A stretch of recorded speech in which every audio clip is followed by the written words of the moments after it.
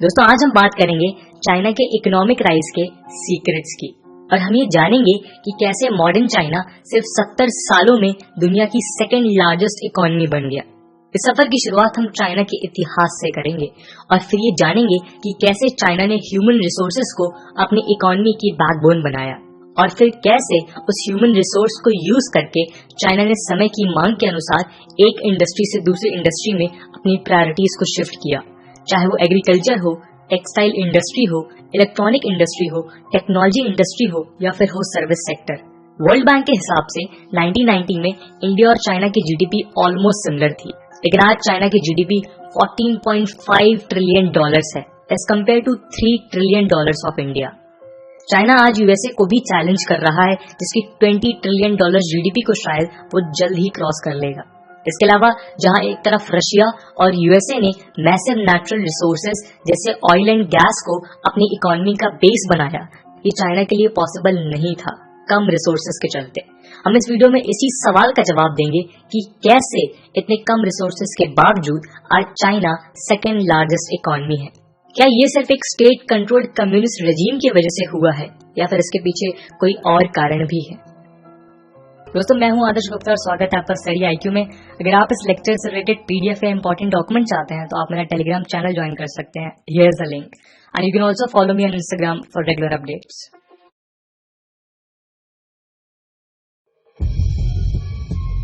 दोस्तों 1976 तक चाइना के लीडर माओ जेडोंग रहे, जिनकी इकोनॉमिक पॉलिसीज मैसिव फेलियर रही। 1958 में ग्रेट लीप फॉरवर्ड पॉलिसी के तहत चाइना के सारे फार्म्स को गवर्नमेंट कंट्रोल में लाया गया और यहाँ वर्कर्स और किसानों से फोर्सफुली काम करवाया गया। लेकिन एग्रीकल्चर को सपोर्ट करने के लिए इरिगेशन प्रोजेक्ट्स के इम्प्रॉपर और पुअर कंस्ट्रक्शन और एग्रीकल्चर टेक्नोलॉजीज में पुअरली प्लान्ड एक्सपेरिमेंट्स ने फार्मिंग को बर्बाद कर दिया और मैसिव फैमिन से लोग स्टारवेशन से मारे गए। ग्रेट लीप फॉरवर्ड के तहत चाइना में बैकयार्ड फर्नेसेस भी बनाए गए ताकि स्टील प्रोडक्शन बढ़कर इंडस्ट्रियल ग्रोथ इंप्रूव हो। ये फर्नेसेस डिसेंट्रलाइज लेवल पर छोटे यूनिट्स थे, लेकिन पुअर टेक्नोलॉजी और लैक ऑफ टेक्निकल एक्सपर्टीज के चलते ये भी फेल हो गए। चाइना में केवल लार्ज स्टील प्लांट्स ही गुड क्वालिटी स्टील प्रोड्यूस कर पा रहे थे। चाइनीज इकोनॉमी के डिस्ट्रक्शन, फेमिन और पॉवर्टी के चलते कम्युनिस्ट पार्टी के विदिन रेबल फोर्सेस एक्टिव हो गई। इनको दबाने के लिए माओ ने 1966 में कल्चरल रिवॉल्यूशन चालू किया, जिसमें कई डिसेंटिंग लीडर्स को मार दिया गया। माओ की 1976 में डेथ के बाद पावर में आने वाले डेंग ज़ाओपिंग खुद इस कल्चरल रिवॉल्यूशन के विक्टिम थे। इसलिए पावर में आने के बाद उन्होंने माओ की पॉलिसीज को रिवर्स कर दिया और रिफॉर्म्स इंट्रोड्यूस किए, जो 1990s में चाइना के मैसिव इकोनॉमिक ग्रोथ का मेन कारण बना। लेकिन डेंग के रिफॉर्म्स अकेले चाइनीज राइज को नहीं समझा सकते, क्योंकि ऐसे रिफॉर्म्स तो दुनिया भर के कई देशों ने किए हैं। हम आपको बता दें कि 1978 में 95 करोड़ चाइनीज पॉपुलेशन के चलते वहां जो ह्यूज वर्कफोर्स था वही चाइनीज इकोनॉमी का ड्राइविंग फोर्स बना, जिसे डेंग ने यूटिलाइज करना स्टार्ट किया था।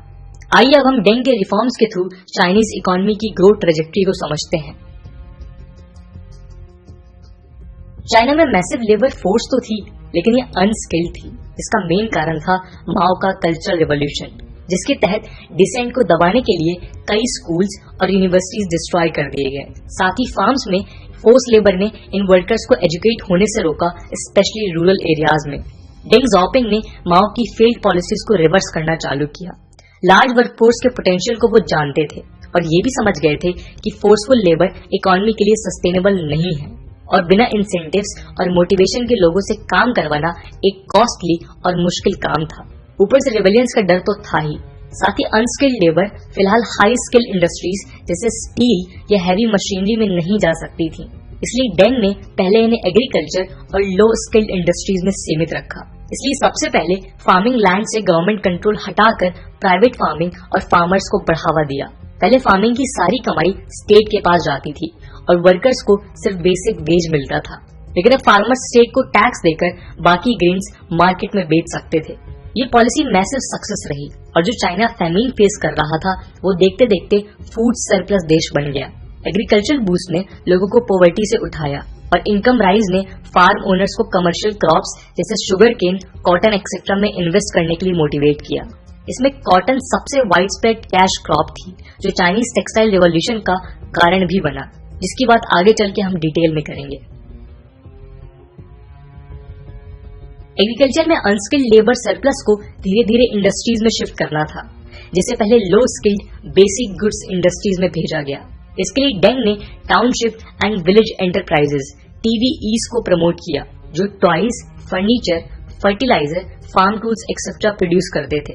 ये TVEs 1990s में चाइनीज इकोनॉमी के फाउंडेशन बने अलॉन्ग विद टेक्सटाइल इंडस्ट्रीज। ये TVEs भी रिफॉर्म का हिस्सा था, जिनका ऑर्गेनाइजेशन माओ की फेल्ड पॉलिसीज के अगेंस्ट था।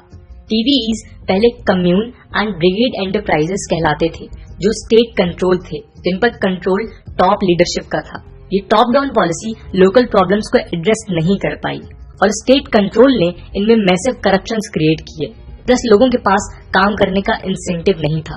इसलिए डेंग ने पहले इनमें प्राइवेट और जॉइंट स्टॉक ओनरशिप प्रमोट किया और टॉप डाउन की जगह बॉटम अप अप्रोच अडॉप्ट किया। इसमें लोकल गवर्नमेंट्स को पावर दी गई ताकि लोकल प्रॉब्लम्स के हिसाब से इनोवेशन हो। यूनिवर्सिटी ऑफ वोलोंगोंग के रिसर्च के हिसाब से ये स्मॉल एंटरप्राइजेस 1985 में 13% GDP में कंट्रीब्यूट करते थे, लेकिन 1990s में ये 30% हो गया। साथ ही इन्होंने 10 करोड़ से ज्यादा रूरल जॉब्स भी क्रिएट किए। एग्रीकल्चर में कमर्शियलाइजेशन ने कैश क्रॉप्स को बूस्ट किया और चाइना 1990s में कॉटन का लार्जेस्ट प्रोड्यूसर बन गया। इससे टेक्सटाइल इंडस्ट्री मैसिवली ग्रो होने लगी। यहाँ भी प्राइवेट ओनरशिप को इनकरेज किया गया था और साथ में एग्रीकल्चर के सरप्लस लेबर को टेक्सटाइल्स में भी भेजा गया। लोकली अवेलेबल चीप कॉटन और चीप लेबर ने चाइनीज टेक्सटाइल को मैसिवली एक्सपैंड किया, जिसके रिजल्ट के तौर पे 1993 में टेक्सटाइल का ग्रोथ रेट 95% था। चीप टेक्सटाइल का एक्सपोर्ट्स भी चालू हुआ, क्योंकि ओपन डोर पॉलिसी के तहत चाइना वर्ल्ड इकोनॉमी में इंटीग्रेट हो गया था। यहीं से शुरू हुई चाइनीज सपने की कहानी, जहां वो वर्ल्ड की फैक्ट्री बनना चाहता था। इस सपने में सबसे इम्पोर्टेंट था स्किलिंग ऑफ लेबर। वो अलग बात है कि बाद में चाइना ने अपनी टेक्सटाइल इंडस्ट्री को साउथ एशिया में डंप कर दिया। अब आप सोचेंगे कि ऐसा क्यों? इसके बारे में हम आगे चल के बात करेंगे। हमने आपको बताया कि कैसे माओ ने चाइनीज लोगों को सालों अनस्किल्ड और अनएजुकेटेड रखा, लेकिन डेंग ने एग्रेसिवली एजुकेशन और स्किल डेवलपमेंट पे इन्वेस्ट किया, जिसमें 1980s के ग्रोथ से कलेक्ट हुआ रेवेन्यू काम आया और आज Chinese state 70% cost of education और स्किलिंग को बियर करता है। रिफॉर्म्स में सबसे पहले 9 ईयर स्कूलिंग को कॉन्स्टिट्यूशनली कंपलसरी किया गया। इसमें वोकेशनल एजुकेशन भी इन्वॉल्व है। स्पेसिफिक स्किल्स के लिए technical and vocational education and training system TVET बनाए गए। ये TVET और स्कूल पूरे चाइना में फैले हुए हैं। कंपनीज भी कॉलेज में ट्रेनिंग रूम्स के थ्रू इंटर्नशिप्स ऑफर करती हैं। इन सबके एफर्ट्स के चलते 1990 में प्राइमरी एजुकेशन ऑलमोस्ट यूनिवर्सल हो गई और अंडर ग्रेजुएट्स 1978 में 1.65 लाख से बढ़कर 1990s में 9.5 लाख हो गए। दोस्तों 90s के शुरुआती सालों में ईस्ट एशियन कंट्रीज की कंपनीज जैसे जापान की Sony and Panasonic, South Korea की LG एंड सैमसंग के products like TV, fridge, radio etcetera की दुनिया भर में डिमांड बढ़ने लगी। बट एक्सपैंड करने के लिए उनके पास ना ही लेबर थी और ना ही लैंड।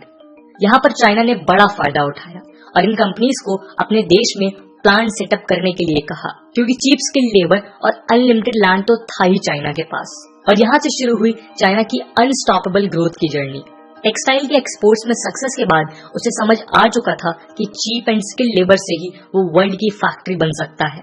और साथ ही साथ लोकल वर्कफोर्स और एंटरप्रेन्योर्स ने इन कंपनीज के टेक्नोलॉजी को यूज कर खुद के प्लांट सेटअप किए और चीपर इलेक्ट्रॉनिक कंज्यूमर गुड्स जैसे कि telephone, VCR, television, cassettes etcetera को क्रिएट करना चालू किया। इसी रणनीति के तहत चाइना ने कई सारी स्पेशल इकोनॉमिक जोन्स का इकोसिस्टम डेवलप किया और कंप्लायंस, टैक्सेस एंड ड्यूटीज को भी कम किया। स्पेशल इकोनॉमिक जोन्स के लिए मैसिव इंफ्रास्ट्रक्चरल इन्वेस्टमेंट्स हुए ताकि सप्लाई चेन मजबूत हो और आउटसाइड इन्वेस्टर्स को अट्रैक्ट किया जा सके। इन इंफ्रास्ट्रक्चर्स में high speed railways, expressways, electricity grids etcetera included थे। 1980s का पहला स्पेशल इकोनॉमिक जोन था शेनज़ेन, जो गुआंगडोंग प्रोविंस में है, जहां 60,000 से ज्यादा फैक्ट्रीज हैं। यह प्रोविंस आज चाइना के 30% एक्सपोर्ट्स में इन्वॉल्व है और इसलिए ये चाइना की फैक्ट्री बना। गुआंगडोंग के अंदर शेंजन मेनली इलेक्ट्रॉनिक्स और टेक्नोलॉजिकल हब बना और इसलिए आज उसे चाइनीज सिलिकॉन वैली भी कहा जाता है। शेंजन 1990s और 2000 में one of the fastest growing city रहा। ताइवानीज कंपनी फॉक्सकॉन ने 1988 में शेंजन में पहला मैन्युफैक्चरिंग प्लांट ओपन किया था, जिसके आज चाइना में 12 से ज्यादा फैक्ट्रीज हैं। इसके अलावा यहाँ साउथ कोरिया जाइंट सैमसंग ने 1992 में मैन्युफैक्चरिंग प्लांट सेटअप किया और बाद में पैनासोनिक, एलजी एक्सेट्रा भी यहाँ आए। इस मैसिव ग्रोथ के बाद चाइना को दो बातें क्लियर हो गई थी। पहली कि इलेक्ट्रॉनिक्स में ही फ्यूचर है और दूसरी ये कि टेक्सटाइल में ह्यूमन रिसोर्स बेकार हो रहा है, तो उसने टेक्सटाइल इंडस्ट्री को साउथ ईस्टर्न एशियन कंट्रीज में डंप करना स्टार्ट कर दिया, like Bangladesh and Vietnam. Late 1990s में यूएसए में इंटरनेट और कंप्यूटर टेक्नोलॉजी का बूम हुआ, जिसमें HP, डेल और एप्पल जैसे जायंट्स इन्वॉल्व थे।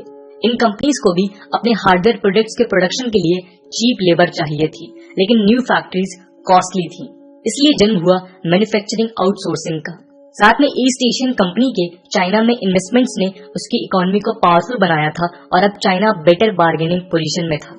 इसलिए चाइना ने कंडीशनल फॉरेन इन्वेस्टमेंट्स का आइडिया इंट्रोड्यूस किया, जहां उसने फॉरेन कंपनीज को लोकल कंपनीज के साथ टाई अप्स कर उनके साथ टेक्नोलॉजी ट्रांसफर करने को कहा।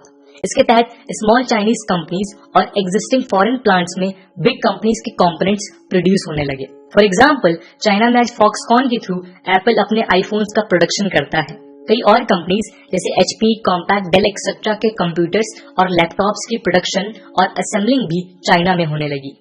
लेकिन साथ में लोकल कंपनीज ने रैपिडली इन कंपनीज की टेक्नोलॉजी को सीख उसे रेप्लिकेट करना चालू कर दिया eight much cheaper rates. Small companies के इस नेटवर्क को शानजाही कहा जाता है, जिससे जन्म हुआ कॉपीकैट कल्चर का। इसके तहत चाइना ने सस्ते में बेसिक गुड्स का मास प्रोडक्शन किया और उन्हें वो थर्ड वर्ल्ड कंट्रीज में डंप करने लगे। इसमें सबसे इम्पोर्टेंट एग्जांपल है चीप चाइनीज स्मार्टफोन्स और लैपटॉप्स, जिनकी डिमांड थर्ड वर्ल्ड कंट्रीज में काफी ज्यादा बढ़ी, स्पेशली 2000 के टाइम में। लेकिन इनकी क्वालिटी को लेकर कई सवाल उठते रहे। बाद में इन चाइनीज कंपनी ने एक्सपोर्ट से कमाया पैसा री इन्वेस्ट कर क्वालिटी भी इम्प्रूव की और यही वजह है कि आज लेनोवो और Xiaomi जैसी कंपनीज ग्लोबल ब्रांड्स बनकर उभर रही हैं। चाइनीज स्मार्टफोन ब्रांड्स का राइज इतना मैसिव था कि सैमसंग ने अपना 1992 में बना प्लांट 2019 में बंद कर दिया। जैसा कि हमने पहले देखा कि चाइनीज इकोनॉमिक पॉलिसी समय समय में इवॉल्व होती रही है विद चेंजिंग टेक्नोलॉजी। यही वजह थी कि जब अमेरिका में Google, Facebook, Microsoft led technology based service industry का बूम हुआ, तब चाइना ने भी इसका फायदा उठाया। इसमें भी उसके स्किल्ड वर्कफोर्स का मेजर रोल था, जिसे वो चेंजिंग टेक्नोलॉजी के हिसाब से स्किल ट्रेनिंग दे रहा था। इस शिफ्ट ने चाइना की सर्विस इंडस्ट्री का जीडीपी में कंट्रीब्यूशन 1975 में 25% से 2019 में 54% कर दिया। इसमें major role IT led technology industries का रहा। जोहानसन टेक्नोलॉजी पार्क सबसे इम्पोर्टेंट केस है, जहां कई वर्ल्ड रिनोन टेक्नोलॉजी कंपनीज के हेडक्वार्टर्स और रिसर्च सेंटर्स हैं, जिनमें Google, Intel, AMD, Oracle, IBM, MySpace etcetera जैसी कंपनीज इंक्लूडेड हैं। माइक्रोसॉफ्ट ने तो यहाँ अपना $280 मिलियन का रिसर्च हेडक्वार्टर भी बनाया है। मैन्युफैक्चरिंग जैसा कॉपीकैट कल्चर सर्विस इंडस्ट्री में देखने को मिला। इसमें सबसे अच्छा एग्जांपल अलीबाबा ई-कॉमर्स कंपनी है, जिसने गूगल, eBay और Amazon के एलिमेंट्स को इनकॉर्पोरेट किया। अगला एग्जांपल है टेंसेंट का मोबाइल मैसेंजर ऐप WeChat, जो ग्रेजुअली एक ग्लोबल सुपर ऐप बन गया। एक्सपर्ट्स क्लेम करते हैं कि इसने व्हाट्सएप, फेसबुक, इंस्टाग्राम, स्काइप, उबर, टिंडर एक्सेट्रा के आइडियाज को कॉपी किया है। इसके अलावा चाइनीज सर्च इंजन बाइडू को भी गूगल का कॉपीकैट कहा जाता है। 2010 में जब गूगल ने चाइनीज मार्केट को क्विट किया, तो बाइडू के पास चाइना में मोनोपोली आ गई। प्लस बाइडू का नेटवर्क आज लगभग 80 कंट्रीज में फैला है। इसके अलावा न्यू टेक्नोलॉजीज जैसे AI और 5G को भी चाइना रैपिडली अडॉप्ट करने की कोशिश में है, जिन पर काफी कंसर्न्स हैं। फॉर एग्जाम्पल, 5G में यूज होने वाले सेलुलर नेटवर्क इक्विपमेंट का चाइना मेजर सोर्स है, जिसमें हुआवे और ZTE जैसे जायंट्स इन्वॉल्व हैं। लेकिन स्वीडन और USA ने इन्हें बैन कर दिया है और क्लेम किया है कि इनके इक्विपमेंट्स चाइनीज कम्युनिस्ट पार्टी को सर्वेलेंस में हेल्प कर सकते हैं। चाइना इंटरनेट सिक्योरिटी लॉ के तहत स्टेट इंटेलिजेंस एजेंसीज कंपनी को इसके लिए कंपेल कर सकती हैं। इंडिया में भी इस पर एक्शन लेने की बात चल रही है। एआई को लेकर एथिकल कंसर्न्स डेमोक्रेटिक नेशंस में भी उठते रहे हैं, लेकिन जब चाइना इनके रिसर्च एंड डेवलपमेंट में मैसिवली इन्वेस्ट कर रहा है तब ये कंसर्न्स और भी ज्यादा बढ़ जाते हैं। चाइना ने 2012 में अकेले $160 बिलियन रिसर्च एंड डेवलपमेंट में इन्वेस्ट किए, जो दुनिया में सेकेंड हाईएस्ट थे। दोस्तों 1990 से 2010 तक चाइना रैपिडली ग्रो हुआ, लेकिन 2008 के ग्लोबल फाइनेंशियल क्राइसिस, चाइना की एजिंग पॉपुलेशन, इंक्रीजिंग वेजेस और वेस्टर्न कंट्रीज का चाइनीज प्रेडेटरी पॉलिसीज जैसे डंपिंग ऑफ चीप गुड्स के रिकॉग्निशन ने चाइनीज इकोनॉमी को काफी इम्पैक्ट किया। इसके चलते चाइनीज प्रेसिडेंट शी जिनपिंग ने गो ग्लोबल स्ट्रेटजी को एग्रेसिवली फॉलो किया और चाइनीज कंपनीज को फॉरेन लोकेशंस में इन्वेस्ट करने को कहा। इसमें बेल्ट एंड रोड इनिशिएटिव सबसे इम्पोर्टेंट प्रोजेक्ट हुआ, जिसके थ्रू चाइनीज इन्वेस्टमेंट आज एशिया, यूरोप और अफ्रीका में फैल गए हैं। दोस्तों इस स्पेक्टेकुलर ग्रोथ के पीछे कई डार्क साइड्स भी समय समय में सामने आते रहे हैं। For example reports of forced labour and slavery. International norms के तहत लेबर ऑडिटिंग ये इंश्योर करते हैं कि इकोनॉमिक ग्रोथ लोगों का एक्सप्लॉयटेशन ना करे, लेकिन द डिप्लोमैट के हिसाब से चाइना में ये ऑडिटिंग ट्रांसपेरेंटली नहीं होती। द गार्जियन ने चाइनीज ब्रिक क्लिंस और लैपटॉप मैन्युफैक्चरिंग में फोर्स्ड लेबर की रिपोर्ट्स को कवर किया है। हांगकांग बेस्ड सैकॉम के माइकल मा कहते हैं कि चाइना में एक फोर्स्ड इंटर्नशिप का कॉन्सेप्ट है, जहां वोकेशनल स्कूल्स ग्रेजुएशन डिग्री न देने का थ्रेट देकर स्टूडेंट्स को फॉक्सकॉन और क्वांटा फैक्ट्रीज में फोर्स्ड लेबर करवाते हैं। वैसे ऑफिशियली चाइना में फोर्स्ड लेबर कॉन्स्टिट्यूशनली बैन है और चाइनीज स्टेट क्लेम करता है कि फोर्स्ड लेबर कुछ सेक्टर्स का प्रॉब्लम है जिसे वो कम करने की कोशिश में है, लेकिन चाइना में लैक ऑफ ऑडिटिंग और ट्रांसपेरेंसी इसकी सच्चाई को जानने से रोकती है। इसके अलावा आज चाइना को नियो इंपीरियलिज्म में इन्वॉल्व भी माना जा रहा है, जिसके तहत वो छोटे देशों में अपनी पॉसिबल मिलिट्री बेसिस को बिल्ड करने के प्लान में है through BRI and debt trap diplomacy. तो दोस्तों ये थी कहानी चाइनीज ग्रोथ सीक्रेट की। दोस्तों आज की वीडियो के लिए इतना ही। आई होप आपको ये वीडियो पसंद आया होगा, और अगर पसंद आया है तो अपने दोस्तों के साथ शेयर करना ना भूलें। हम मिलते हैं अगले वीडियो में, तब तक के लिए जय। दोस्तों आज हम बात करेंगे